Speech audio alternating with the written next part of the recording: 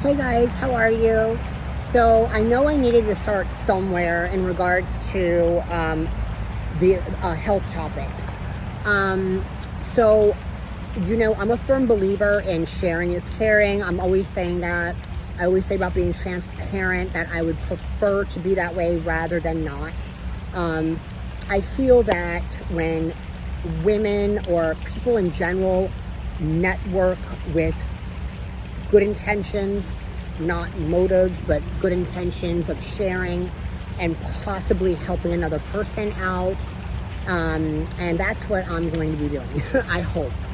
Um, you know, Throughout my years and decades, I've been through so many things in life, and some not so great, some wonderful, and not always, not always everyone is like right where they want to be at that present time.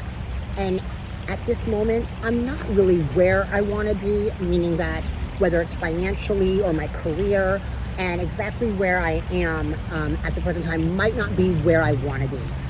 But that's okay. You want to know why?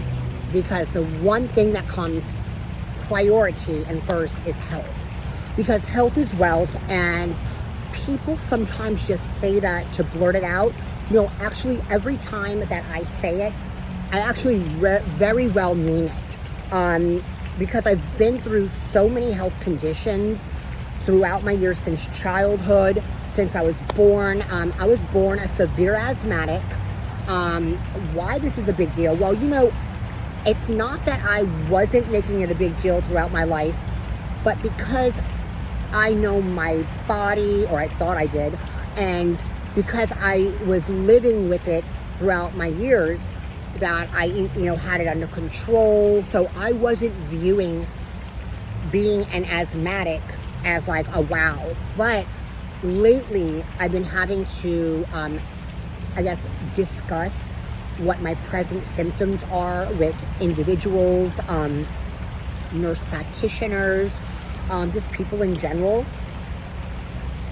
And I really didn't realize how many people don't make it because of an asthma attack. Also because maybe they didn't have knowledge of that they had, and that they had asthma, because sometimes people are under the impression allergies can be very severe, and depends upon what kind and the severity level. That's why it's good to have your blood work done. If, like, for example, so I used to pay attention even as a young teenager. Sorry, I'm looking down a lot because I don't want to get bit by ants, and I feel much more comfortable doing this outside because the environment, the fresh air, or maybe it's not so fresh, but it feels good right now. And you'll see why I'm saying that once I get a little bit more in depth.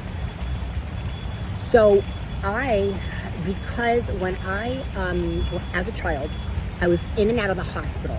So I'm considered a severe asthmatic. As a child, I would always get strep throat. I would always, just be under the weather. I was wheezing. I couldn't breathe. Even in school, like when I was a child, if I was having problems breathing, they would bring me to the office, and they would, call my mom and, and have me drink water and relax, because, the anxiety of the buildup of when you can't breathe. Most of the time, people freak out. So I'll get to that, because I breathe very shallow on a regular anyway. So growing up with asthma, I learned a lot about it. And there's a lot of triggers, working out and exercise helps. Of course it does. Sometimes when you work out, it actually triggers. So what some people like myself do is, I see how I feel before I work out. I have my inhalers on me at all times. I usually use it prior, or, there's some points throughout my life where I really didn't even feel it. So I was like, wow, did I outgrow it?